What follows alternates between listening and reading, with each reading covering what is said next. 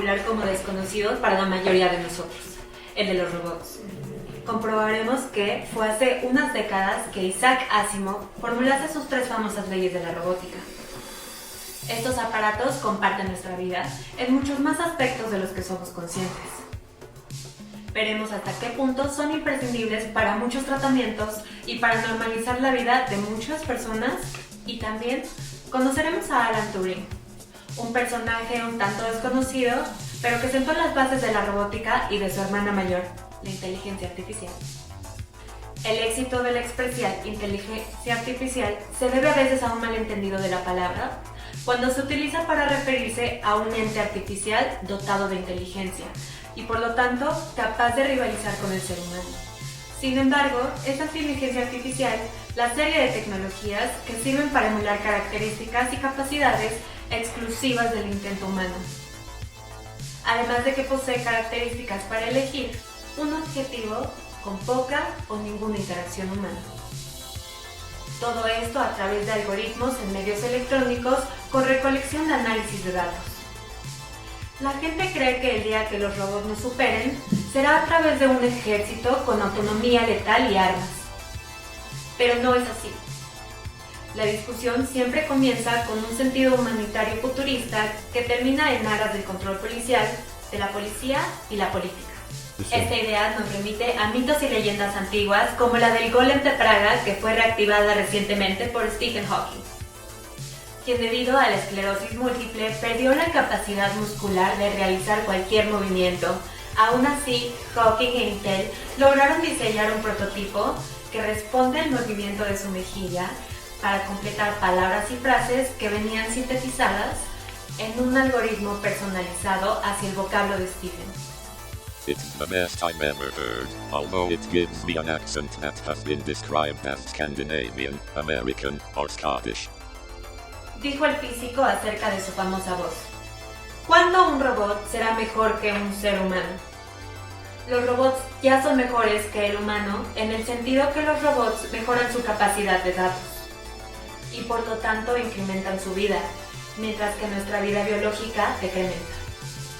A partir de la cuarta revolución industrial, los ordenadores cuentan con una capacidad de recolección de datos especializada, que no cobra un sueldo fijo ni requiere descanso. Los ordenadores cumplen hoy con al menos el 30% del empleo de la sociedad, que antes se cumplía en los años 60 por los humanos. A esto se le llama automatización del trabajo. Edison, Tesla, Einstein y Turing son científicos que han revolucionado el siglo XX y el mundo de hoy no se entendería sin su obra. Alan Turing, el nombrado padre de la inteligencia artificial, nos remonta a la Segunda Guerra Mundial, con su paradigmático trabajo para descifrar la célebre máquina, enigma de códigos nazi, que cambió el curso de la historia del espionaje, mediante el uso de la tecnología. Turing se anticipó a cuestiones que hoy los expertos en inteligencia artificial discuten. ¿Podrán pensar las máquinas? ¿Cómo distinguirá una máquina inteligente de un ser humano? Para resolver estas intrigantes, se ideó una prueba, que hoy lleva el nombre, el test de Turing. Es muy simple. Y parte de la pregunta, ¿una máquina puede pensar? En este caso enfrentamos a la máquina y al humano, arbitrados por un juez. Se les cuestiona y si no se encuentra diferencia, por consiguiente, ambos son iguales. En la actualidad hay máquinas que han superado el test de Turing. ¿Una máquina podría ser consciente de sí misma? ¿Sabe que existe? Esto resulta difícil de saber, ya que no podríamos preguntárselo. Porque si una máquina nos mintiese, estaríamos ante la llamada singularidad tecnológica. Este concepto se define mediante un escenario en el que un humano haya construido una inteligencia artificial que sea capaz por ella misma de construir otra inteligencia artificial, es decir, que la máquina construye otra máquina. ¿Y si lo hace mejor que nosotros?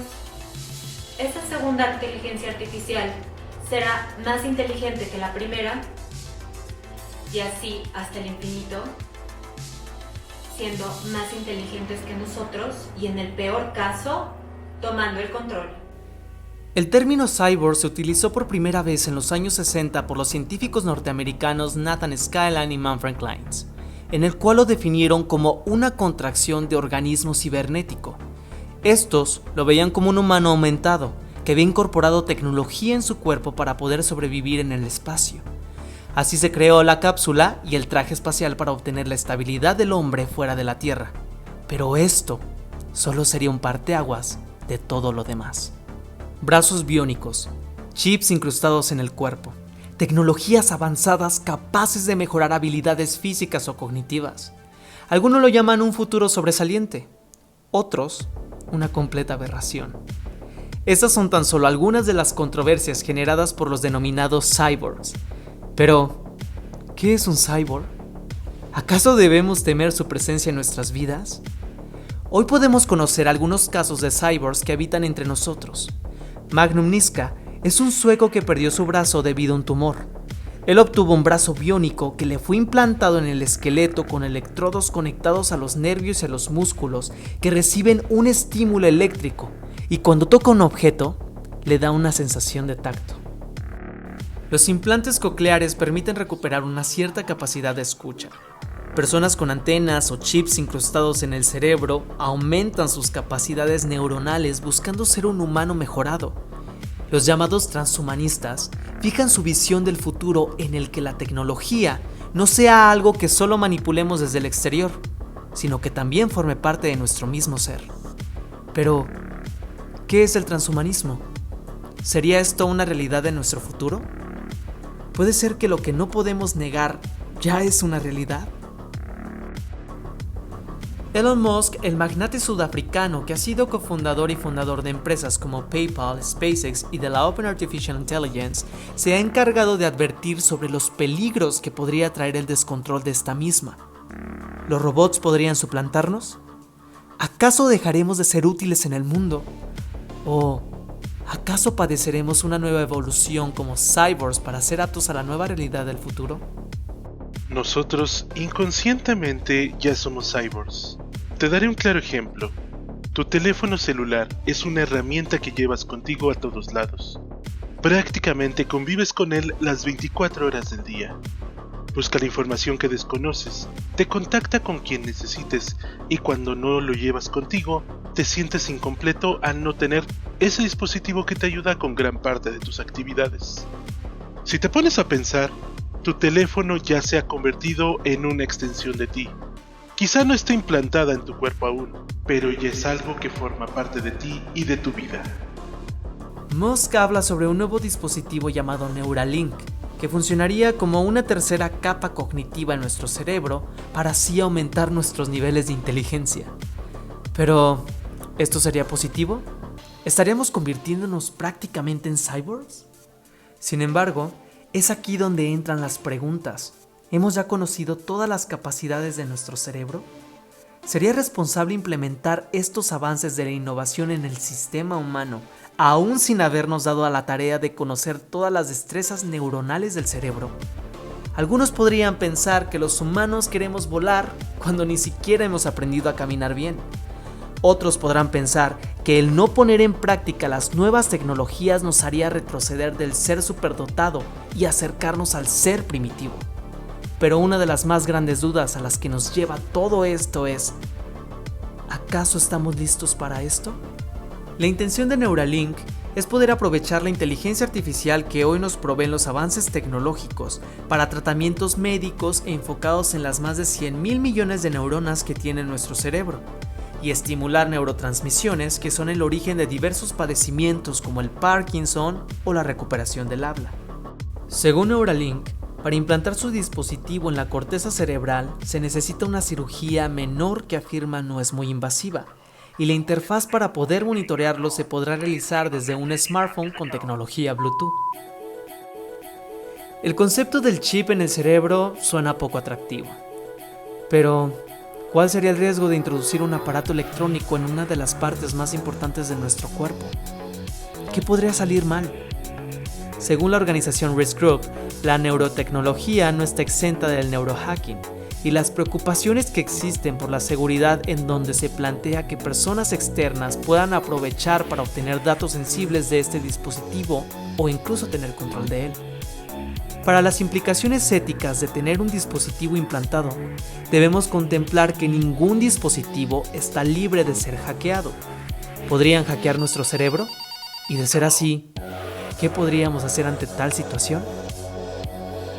Dentro de las ventajas, podemos encontrar en la medicina la capacidad de reducir el tiempo de obtención de datos, como ocurre en el caso de un diagnóstico que originalmente tomaría alrededor de 2 semanas, volviéndose a tan solo 10 minutos con ayuda de la inteligencia artificial. Sin embargo, se plantea que no por ello se reemplazarían a los médicos, sino que será simplemente una aliada en la labor de los mismos, advirtiendo a las personas de su uso y podría facilitar la posibilidad de conflictos bélicos con el uso del dron y la inteligencia artificial. Sin embargo, la contraparte plantea un riesgo hacia un estado totalitario o una dictadura global. En la película de Ridley Scott basado en una novela de Philip K. Dick, Blade Runner, Roy, el replicante que va a cazar a Harrison Ford, plantea una pregunta que es muy intrigante y fundamental. ¿Qué es lo que nos hace humanos? En la escena final el robot salva la vida de su asesino. Sus últimas palabras no son desde luego las de una máquina. Yo he visto cosas que vosotros no creeríais. Atacar naves en llamas más allá de Orión. He visto rayos de brillar en la oscuridad cerca de la puerta de Tannhausen. Todos esos momentos se perderán en el tiempo. Como lágrimas en la lluvia. Es hora de morir. Si los robots llegan a ser conscientes de su propia muerte, si sufren y se maravillan como los seres humanos, ¿qué los diferenciaría de nosotros? Hay muchas más películas sobre inteligencia artificial, pero la ciencia ficción es esa que refleja las cuestiones que nos preocupan. ¿Se rebelará creación contra el creador? ¿El libre albedrío llevará a las máquinas a tomar malas decisiones? ¿Nos imitarían? ¿Puede que al final sintamos más curiosidad por las máquinas que por nuestra propia naturaleza? ¿Estaría en riesgo nuestra libertad cognitiva? Es decir, la libertad de pensamientos. Esta discusión podría parecer muy temprana. Sin embargo, en la actualidad diversas compañías solicitan a sus empleados el hacer uso de los dispositivos como el EEG para el desempeño de sus labores y poder medir productividad y emociones. Es decir, poder comprender la concentración del individuo. En algunos casos incluso, a los trabajadores se les pide volver a casa al momento en que se refleje que no poseen la concentración requerida al estar laborando.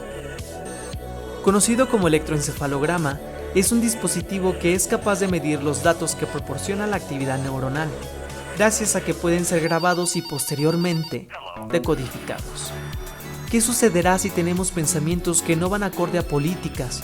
O si sencillamente no nos sentimos bien en un momento dado en nuestra área de trabajo. ¿Acaso intentarán censurar nuestros pensamientos? Esto plantea un reto en esta era de la información, en la cual la colecta de datos es uno de los objetivos del día a día. Los detractores más férreos a este tipo de ideas consideran que el transhumanismo y la inteligencia artificial solo propiciarán una división social y una fractura en la composición del tejido social, tal como se vivió en su momento con la revolución industrial, creando así una brecha inmensa ideológica, socioeconómica y de clases, y en este caso, una batalla entre transhumanos y humanos orgánicos, poniendo en contraste a quienes aprendan a vivir con ello, a quienes no, y a quienes quieran hacerse con el control y la potestad de quien la implementa, que tiene como interés principal el llevarnos a una dictadura totalitaria. Con este tipo de tecnologías podría llevarse a la humanidad a caer en una pereza cognitiva, propiciando el que no sean capaces de realizar actividades básicas, llegando a un punto crítico del no discernir qué es lo real y qué es lo virtual. Esto lo podemos experimentar en menor medida hoy en día con el simple hecho de ver una película, jugar un videojuego o ver una serie, ya que tanto te atrapa la historia o el canal que pasas horas sin darte cuenta. La realidad aumentada y los dispositivos de realidad virtual cada vez son más comunes y su uso debería estar regulado, ya que existen casos de muertes como el caso del hombre en Moscú, quien se habría desangrado tras sufrir un accidente mientras usaba unas gafas de realidad virtual.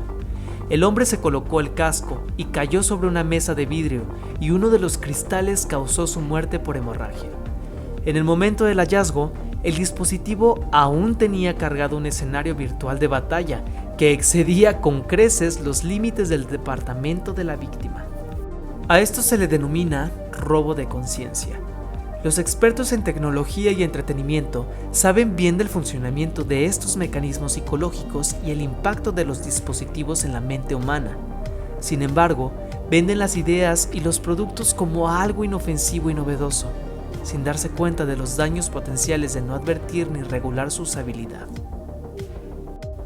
Después de la Segunda Guerra Mundial, la composición geopolítica del planeta cambió, y lo que parecía ciencia ficción se volvió realidad. Con la desclasificación de documentos secretos de los años 40, se reveló que existieron las llamadas juntas cibernéticas, encabezadas por el gobierno de Estados Unidos y varios grupos de científicos expertos que provenían de la Alemania nazi a través de la conocida Operación Paperclip, y junto a los ingenieros americanos exploraban por primera vez los componentes mentales, así como las capacidades humanas que tenemos y podemos desarrollar. En dichos experimentos se utilizaban sujetos de prueba en contra de su voluntad, aplicando combinaciones de distintos psicodélicos, aparatos de electroshock, terapias de hipnosis y distintas técnicas de tortura, con el fin de tratar de explotar y liberar las capacidades cognitivas. Este proyecto fue llamado MK Ultra y su implementación fue coordinada por el departamento de la CIA, llevándose a cabo en secreto por más de 3 décadas. Se afirma que la concepción de la inteligencia artificial nace en la cuna de estos experimentos, ya que gracias a esto fue posible mapear las redes neuronales que posteriormente sirvieron como modelo para el desarrollo de máquinas complejas que replican los impulsos eléctricos de un cerebro humano. La revista Forbes dio a conocer un artículo llamado El humano 2.0. Todo está llegando más rápido de lo que crees. ¿Evolucionarás con los tiempos? En este artículo se habla muy favorable del uso de la inteligencia artificial de los bebés diseñados genéticamente, los chips implantados y hasta una postura teológica de la degradación del alma al conseguir la inmortalidad. El artículo aborda razones pragmáticas por las que necesitamos convertirnos en transhumanos, aunque solo sea para hacer frente a las máquinas inteligentes que están por llegar. Ben Goertzel, el fundador y director ejecutivo de SingularityNet, también presidente de la Sociedad de Inteligencia General Artificial y la Fundación OpenCog y creador de Robot Sofía, plantea la pregunta no desde tu perspectiva, sino desde la de tus hijos, planteando un escenario a 8 o 10 años donde todos los demás niños de la clase de tu hijo estarán muy por delante de él, porque sus cerebros estarán conectados a Google, a una calculadora, y enviarán mensajes de texto mediante telepatía Wi-Fi, mientras tu hijo se sienta allí, atrofiado, porque debe memorizar las cosas a la antigua y no puede enviar mensajes de cerebro a cerebro. Goertzel sugiere que consideres lo que harías si el maestro de tu hijo te llevara a una conferencia de padres y te dijera que no puede seguir el ritmo de sus compañeros de clase y que de alguna forma necesita de una actualización cerebral. ¿Amas a tu hijo? ¿Quieres lo mejor para él? ¿Qué harías? En este punto, la perspectiva del transhumanismo deja de ser un ejercicio intelectual y se convierte en una cuestión de subsistencia y adaptación. En los años 90 inicia lo que se llama la división digital. Hoy en día es común ver entre las personas ancianas cómo no pueden adaptarse a las nuevas tecnologías. Ellos ya están marginalizados porque no pueden pagar cosas por internet, no tienen un correo electrónico, o no pueden acceder a diferentes compañías o servicios, ya que se generó una especie de clasismo o racismo basado en tecnología. En el siglo XXI también habrá un segmento de la población que se quedará marginalizada, porque no han aceptado ni se han acoplado a estos cambios. ¿Te adaptarás a la inteligencia artificial o no lo harás? Actualmente podemos encontrar una primera versión de esta inteligencia artificial en diversos dispositivos de nuestra vida diaria. Hoy en día, Silicon Valley es el epicentro de la revolución digital y en donde diversas empresas como Google, Apple, Amazon y muchas otras desarrollan mecanismos asistidos por la inteligencia artificial que nos permiten realizar compras de autoservicio, obtener diagnósticos médicos y detección temprana de enfermedades, administrar desde negocios hasta ciudades enteras, contar con asistencia electrónica que nos permita organizar nuestra vida, incluso utilizar vehículos autónomos que nos lleven a diversos destinos sin necesidad de que cuenten con un conductor y realizar al mismo tiempo un análisis que nos permita sortear los retos en las carreteras. El problema es que nunca nos han dado la oportunidad de desarrollar nuestro cerebro orgánicamente. Tenemos componentes genéticos que nos han contenido en un 95%. Si los seres humanos tuviéramos la oportunidad de desarrollar todas estas partes, ¿podríamos hacer ver la inteligencia artificial como una chatarra? Mark Zuckerberg plantea que Facebook en el futuro va a ser una red neural, donde vas a poder descargar tus emociones en una red social neurológica que todos compartiremos a través de un tipo de interfase cerebral, propiciando una inmersión total de entretenimiento. Hoy en día, series de Netflix como Black Mirror o Years and Years nos plantean estos mismos escenarios y nos demuestran cómo podría ser nuestras vidas en los escenarios más idealistas, pero también en los más tenebrosos.